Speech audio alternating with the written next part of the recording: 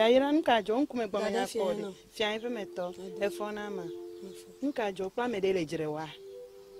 Dada? Yes. Ta nu yo pete leji e fia be dasireji alo. Abenuka. Ta ponyo va du ame. Kaka bana egbe nyeme sebe nkodo ko me va ina fi me po ponyo le du ame. Enyo si gba dada. Kaka okle nu viche. Ponyo dada. Vinye ponyo.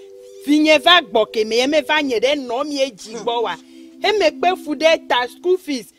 Zine bu me kokpo jivoa. A oni me hoso de me ya ekpo amedi. Ya ira la medi. Dada, e fia be ma belewa. Enye me ponyo. Blesse manu. Tobe glakpe. Be vi se manu. Olo no elele lo wole moji nye me po. Ye ponyo jumbe nye me wa fotigo ma be tegli. Glakpe. Glakpe ntuma. Glakpe. Ekpe ji ntuma. Evie se manu. Dada. Oh ni me honya kejiso. Oh ya ira do ma idele mva. Enyemele unva. Nuke me po de dada me nye unva pa be nya yolo. Ne nya de kemele o do mele ko ano le. To na nye be nye me nye kope nyonu yi me dina be de ya no mi akope to yo po. Nu gbogbo ya me wone ponyu a. Fiaira jione fa me nya be ne wone. E wona mi me nya de ka ne wona. Dada. Sia. Le keke me nya se gbole ni me nya de ke cho nwolo. Ni me nya de ke cho nya ke wu. Fi feel like ko yele gbona. Fi nye po dojo. Finye mega va pom da pok pada be no ne me yuen melon koso tan me nyande kecho de nyake mu ni me nyabe ponyo va gboke mu e we le gblo na fifila lo ya yira e we le gblo ta ji onefa si an me de ma no pole si a hene me po jide eji jona fo gbeji mele nyejo si a he wo de admire Sia. Ta enu gbogbo. Alo ne glory my de dugame.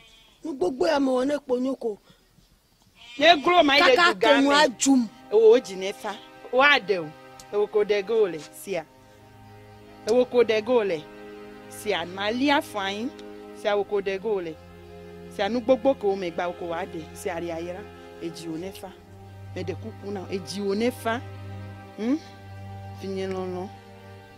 Ejione jeme ne de kuku ejione jeme si ade maybe you let mama mira and that's my buka do football every day go hey o na kebereko tamu ka do mama voa no fi egbe abrochi brace akpa abrochi pant my le pepe na ode apre na nya ha la fe ka jego me na mai do me mai tefereko no fi maybe you let me do la fe me ha no me ka go nya ha every day go hey no nyebe do me yele papa de no apia me makomoto that's me do that's the thing yela mayo that's it na de go tele yewula ma de egbe kwasira no nyegba la family that's me ma vala mai tefereko nganye na broshi beja ese to ya mi pa na frava na mla na frava na no na mlo no na mlo that's the thing yela na frava na mla na frava me za look at you everything.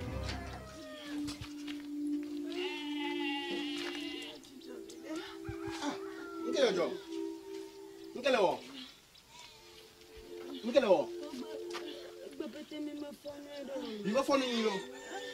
Never nanyi.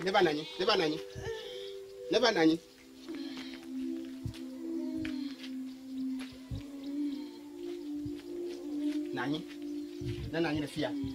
Le.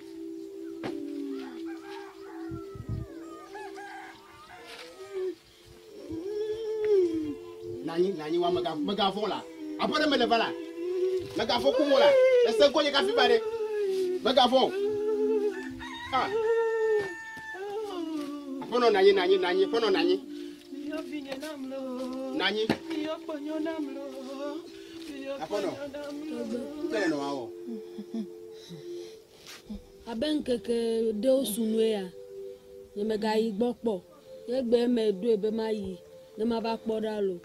Me do apia me nyeme kpo ko me gereji le ho me ma kpo kwa e ya le popo nyenyenye le ho me bie lo ko be la me ibe ali ibe klo ibata eta la fisi afile ibe la meleive ponyo na yembe makleva yo ponyo bo porabede nuka te wona mi ha Nabi ata ko mala fone ma. be ibe la me pleta ali plekolo pete ya Akwa. Ya mi ke mi aode. Achi. Zami ajibe ma do amarone. Ne wale. Masama ne. Kwa etama abu. ya yo ponyo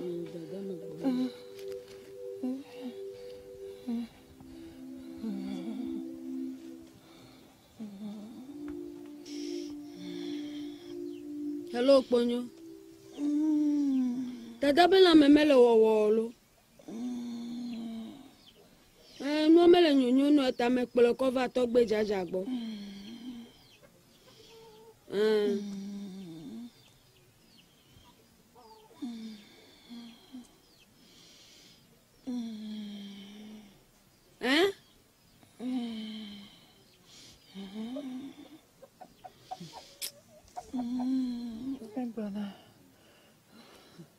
Evia ka ko to konyo a. Evia ntuvie de ka. ya egbona yo ponyo ya Dada. ponyo bona Ponyo be ma gboro no be. Menye dore ke lelo. Ta asike me dade yo pele se ma nu be sono de deju ayeta le dole. Ta ma gboro no be ne dasire ji kwa haya. Ta ma na na nya be gare kemele isi akova na wolo. vinye bena glonya manama Ponyo be ma gboro no si. ponyo a ne malo ne ma dasiro gba prigla pe fi ma peso de chi gbe on ma dasire chi gbedo ya ira Ne haya voche vinye sia. ponyo a Ne haya voche sia. Togbe. Ne le sigbere. Ke majo. Ma gble dadi. Majo ya pe me ma ba chanu ku evero cover. Ne mi akpobele ke mi awo. Sia. Sama Antonia. Papa. Oh.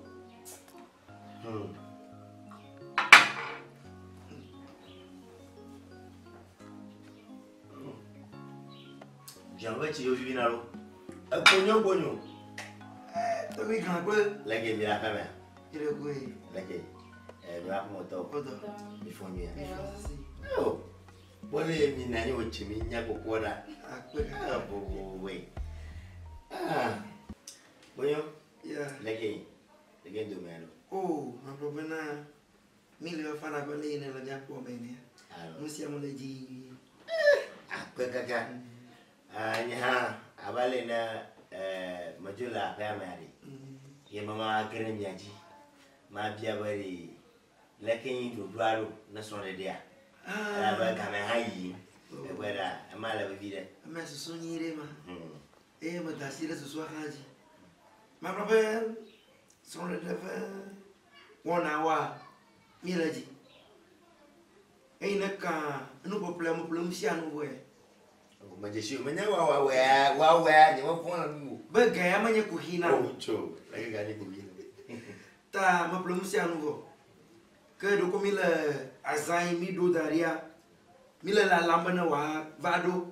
Nya zore nya ji ekwe. Manga ka to ha ko ma potota. Nyo mila boso so ho. Ayo. Madakwe. Azuba mana fade mana bamanya susuina likun. Ka o se ma mutonya ene nya ji ne jo mare manyolo ne nya ji ne nyi jo na fia manyo konyo abale on hala kunya ka ajo jina ka ni ma glon konye ba nyale ba na mi alokyu wa nyama anyi no ga jijido ta maga jujoga ma ko pera ebera eta mo jite ko ma ta reji fia maga anyi no ga jijido. Tak ada kayaknya kopio mi amecichona kwa mi kwa mshama dariwa. Yo, maklama shama dario. Okay. Maklama shama dario. Apa ni vivimno ya lo. Evitonya. Ta leo la Kenya, ojemi le Dodoma. Kenya ama kujuma kwa pe na maga. Jina dole tu ama.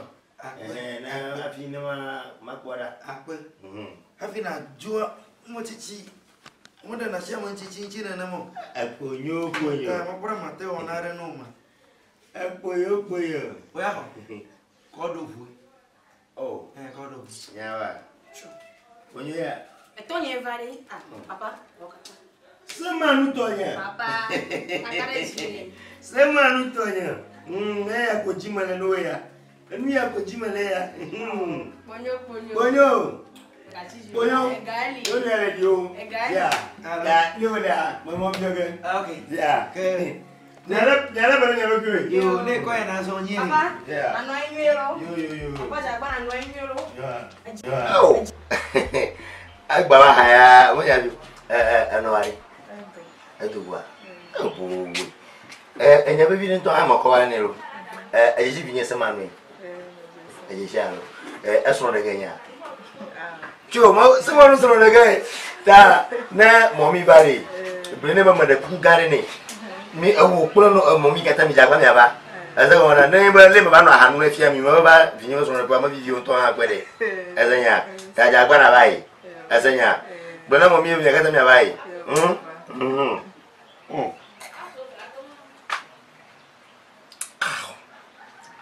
Oh, ben, faut qu'on Agblé mon milo. C'est à quoi? Nyabaye.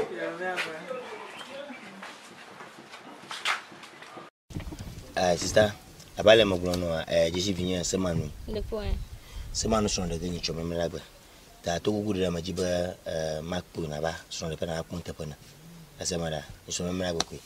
Batanenia. Oh, aita mbanyi chome melabe do. Omja gbode. Magabi tanavalo. Sia. Mare kuna bai. Mano Gerardo. Yo. Akoja galo.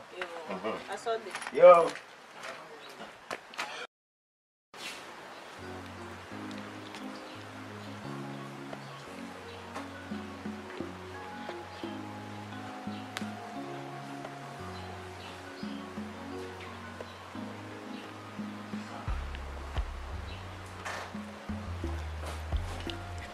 Yeah.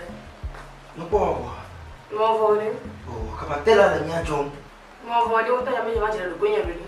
Amo kata nya wela, ni mi du ko nya wela. Esia. Win top me ya sa do na ri. Manya ka mi ju, siste mi ju. Enyo. Tela la nya jom du. Mi ju. Ata ko na wela.